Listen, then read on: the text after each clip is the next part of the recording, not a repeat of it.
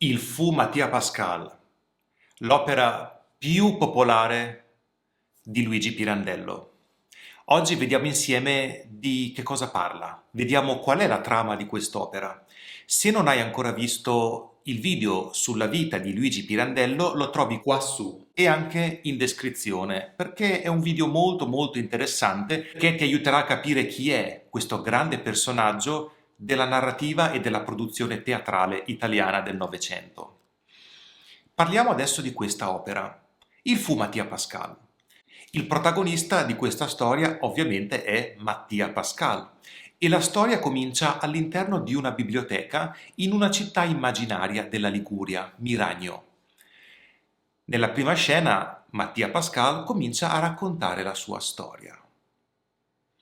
Mattia Pascal viene da una famiglia molto agiata, molto benestante, ma alla morte del padre la famiglia fa una scelta sbagliata, perché affida tutte le proprietà familiari a un amministratore decisamente poco onesto, un certo Batta Malagna. Questo amministratore decide di pagare tutti i propri debiti vendendo le proprietà della famiglia Pascal, mandandola praticamente in rovina. E quindi Mattia Pascal è costretto a trovare un lavoro per supportare economicamente la famiglia e comincia a lavorare in una biblioteca. Nel frattempo sposa Romilda Pescatore e vanno a convivere, ma nella casa vivono Mattia, sua moglie Romilda e anche la suocera, la mamma di Romilda. La vita in casa non è assolutamente piacevole per Mattia Pascal. In realtà lui descrive la famiglia come una trappola in cui deve indossare delle maschere per adattarsi a questa situazione e ritornano quindi il ruolo delle maschere e la trappola, tipici delle opere di Pirandello.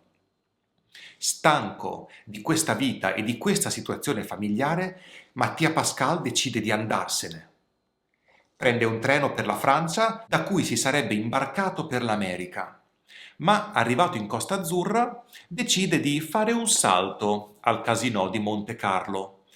Passa qualche giorno in questa città e, per sua fortuna, vince una cospicua somma di denaro. Diventa ricco da un momento all'altro. A questo punto, con questa grande somma di denaro, Mattia Pascal decide di tornare a casa e pensa a come cambiare la propria vita. Ma l'universo o il destino ha fatto il lavoro per lui. Mentre è in treno per tornare a casa, Mattia Pascal legge il proprio necrologio sul giornale.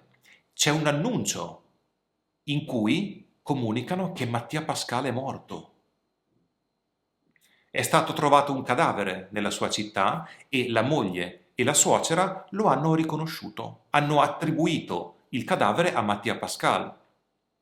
A questo punto, Mattia Pascal per la legge è morto. Inizialmente è sconvolto, però qualcosa si accende, una lampadina si accende e quella è l'occasione perfetta per fuggire. Perché andare in America quando sei morto e quindi puoi rifarti una vita?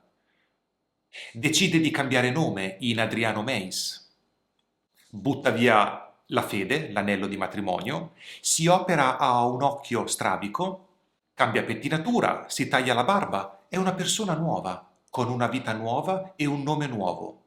Addirittura ripensa e ricostruisce un passato immaginario, perché deve pur rispondere alle domande che le persone che incontra gli fanno. Decide di trasferirsi poi a Roma, dove si innamora di Adriana.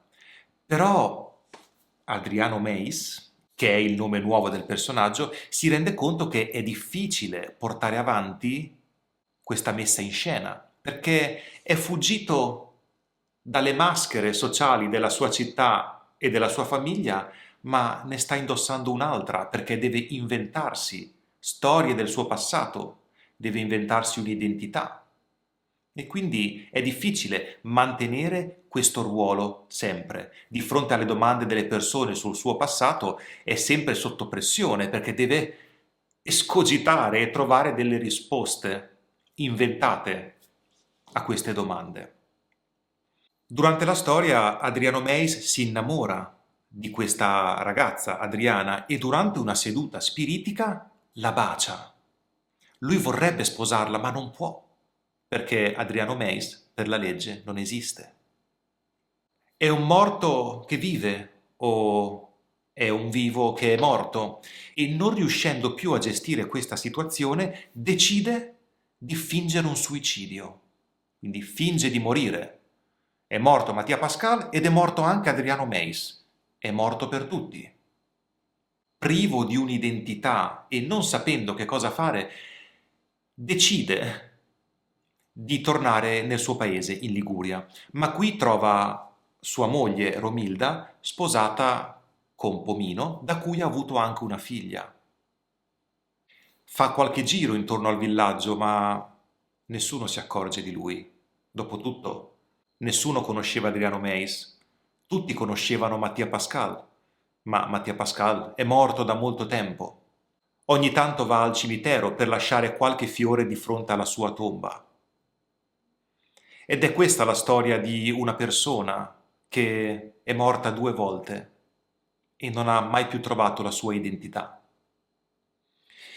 E di nuovo in questa opera ritroviamo proprio quegli elementi fondamentali della produzione letteraria di Luigi Pirandello: la fuga da una realtà, la solitudine, la visione tragica della vita, la trappola, la maschera e anche la follia e il paradosso, perché alcune situazioni sono veramente paradossali.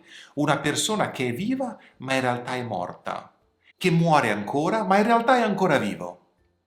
Sono degli intrecci straordinari che dimostrano l'arte e il genio di Luigi Pirandello. Spero che questa storia ti sia piaciuta o magari hai anche già letto il Mattia Pascal o conoscevi questa storia prima. Fammelo sapere nei commenti qui sotto. Sulla pagina Patreon troverai la trascrizione di questo video e il link è qui sotto in descrizione. Parleremo presto di un'altra opera di Luigi Pirandello, quindi non è finita qui. A presto!